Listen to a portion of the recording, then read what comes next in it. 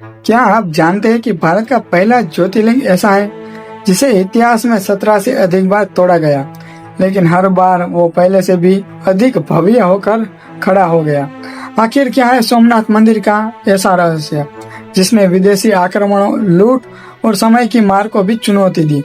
और क्यों खुद चंद्रदेव ने यहाँ भगवान शिव की कठोर तपस्या की थी? आइए जानते हैं सोमनाथ ज्योतिर्लिंग की अद्भुत कथा, इतिहास और महिमा के बारे में। ज्योतिर्लिंग क्या है? सनातन धर्म में भगवान शिव के 12 ज्योतिर्लिंग का विशेष महत्व है। मान्यता है कि वो ये स्थान है जहाँ भगवान शिव खुद दिव्य ज्योति के रूप में प्रकट हुए थे। इन 12 ज्योतिर्लिंगों में सोमनाथ को पहला और सबसे प्राचीन ज्योतिर्लिंग माना जाता है। यह मंदिर गुजरात के प्रभास पाटन जिला गिर सोमनाथ में अरब सागर के किनारे बना हुआ है। सोमनाथ नाम पड़ा कैसे आखिर? पौराणिक कथा के अनुसार दक्ष प्रजापति की 27 पुत्रियां थी। पौराणिक कथा के अनुसार दक्ष प्रजापति की 27 पुत्रियां थी। इन सभी का विवाह चंद्रदेव से हुआ था, लेकिन चंद्रदेव अपनी सभी पत्नियों में केवल रोहिणी से सबसे अधिक प्रेम करते थे। इससे बाकी 26 पत्नियां दुखी रहने लगी। उन्होंने अपने पिता दक्ष से शिकायत की। क्रोधित होकर दक्ष प्रजापति ने चंद्रदेव को श्राप दिया कि उनका तेज धीरे धीरे समाप्त हो जाएगा। श्राप के प्रभाव से चंद्रमा का प्रकाश कम होने लगा। पूरी सृष्टि प्रभावित होने लगी। तब सभी देवता ब्रह्मा जी के पास गए। ब्रह्मा जी ने चंद्रदेव को सलाह दी कि वो प्रभास क्षेत्र में जाकर भगवान शिव की कठोर तपस्या करे। कई महीनों तक कठिन तप करने के बाद भगवान शिव प्रकट हुए।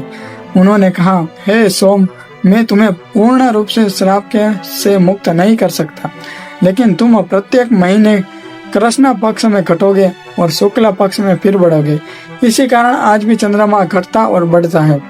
भगवान शिव ने यहाँ ज्योतिर्लिंग के रूप में निवास किया और चंद्रदेव यानी सोम के कारण उनका नाम पड़ा सोमनाथ, अर्थात सोम के नाथ।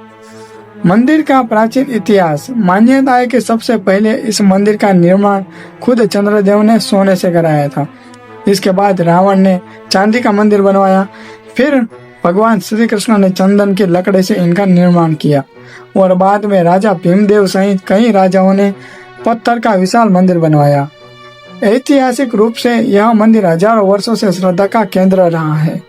कहा जाता है कि यहाँ अपार धन, संपत्ति और सोना चांदी चढ़ाया जाता है।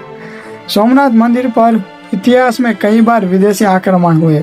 सबसे प्रसिद्ध आक्रमण 1025 ईस्वी में मोहम्मद गजवी ने किया था। उसने मंदिर की अपार संपत्ति लूटी और मंदिर को नष्ट कर दिया, लेकिन श्रद्धालुओं ने फिर मंदिर का पुनर्निर्माण किया। इसके बाद भी कई आक्रमण हुए, फिर भी हर बार मंदिर दोबारा बनाया गया। स्वतंत्रता के बाद सरदार वल्लभभाई पटेल ने सोमनाथ मंदिर के पुनर्निर्माण का संकल्प लिया। उनके प्रयासों ने वर्तमान भव्य मंदिर का निर्माण हुआ। 11 मई 1951 को भारत के प्रथम राष्ट्रपति डॉक्टर राजेंद्र प्रसाद ने मंदिर में ज्योतिर्लिंग की प्राण प्रतिष्ठा की। आज का सोमनाथ मंदिर भारत की आस्था, संस्कृति और अद्वितीय विश्वास का प्रतीक है। सोमनाथ मंदिर अरब सागर के किनारे स्थित है।